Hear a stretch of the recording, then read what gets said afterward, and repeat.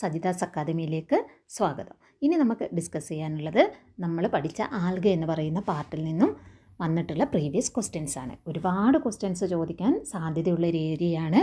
മസ്റ്റായിട്ട് നിങ്ങളിത് പഠിച്ചിരിക്കണം. അപ്പോൾ ഏറ്റവും ആദ്യം നിങ്ങൾ ക്വസ്റ്റ്യൻ ഒന്നും നോക്കാതെ തന്നെ നിങ്ങൾ ചെയ്യേണ്ട കാര്യം എന്താണ്? ഈ ടേബിൾ വൃത്തിയായിട്ട് പഠിക്കുക. ഓക്കെ, ഈ ടേബിൾ നന്നായി പഠിച്ചാൽ നമുക്ക് കുറേ ക്വസ്റ്റ്യന് ആൻസർ ചെയ്യാൻ പറ്റും. ഇതിൽ ഒരു എക്സാമ്പിൾ മാത്രം, ഒരു ക്വസ്റ്റ്യനാണ് ഞാൻ കൊടുത്തിരിക്കുന്നത്. ഇതുപോലെ ഒരുപാട് വന്നിട്ടുണ്ട്. നമുക്ക് ക്ലാസ് നിങ്ങൾ ചെയ്യണം. കോമൺ നെയിം കൊടുത്തു, green algae, stored food, starch. Okay, green algae സ്റ്റാർച്ചാണ് സ്റ്റോർഡ് ഫുഡ്. ഏതായിരിക്കും അത്? നമുക്കറിയാം. ഏതാ? Green algae Chlorophyceae.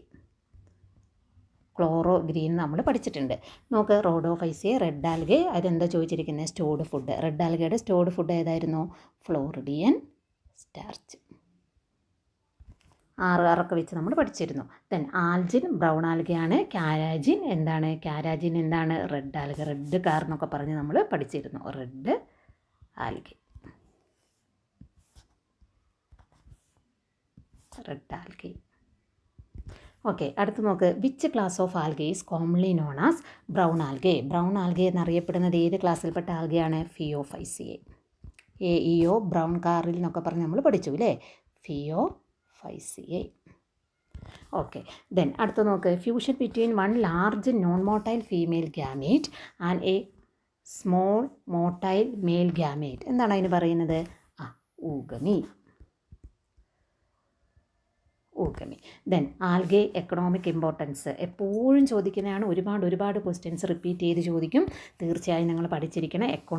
ആൽഗയുടെ എക്കണോമിക് ഇമ്പോർട്ടൻസിൽ നമ്മൾ ഏതൊക്കെ പോയിൻറ്റ്സ് പഠിച്ചോ അതെല്ലാം നിങ്ങൾ ഓർത്തിട്ട് വേണം പരീക്ഷയ്ക്ക് പോകാൻ. ആൽഗയുടെ യൂസസ് എന്താണെന്ന് ചോദിക്കും. അഗാർ വെച്ച് ക്വസ്റ്റ്യൻ ചോദിക്കും. ഹൈഡ്രോക്ലോറൈഡ് വെച്ച് ചോദിക്കും. മുഴുവൻ പഠിക്കുക.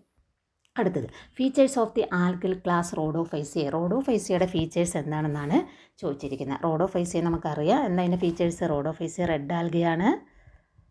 പിന്നെയോ ഏതൊക്കെ? അതിലെ മേജർ പിഗ്മെൻ്റ് എന്ന് പറയുന്നത് ഫൈക്കോ എറിത്രിനാണ്. ഫൈക്കോ എറിത്രിൻ. അതോടൊപ്പം അതിൽ എന്തുണ്ട്? പിന്നെ ക്ലോറോഫിൽ.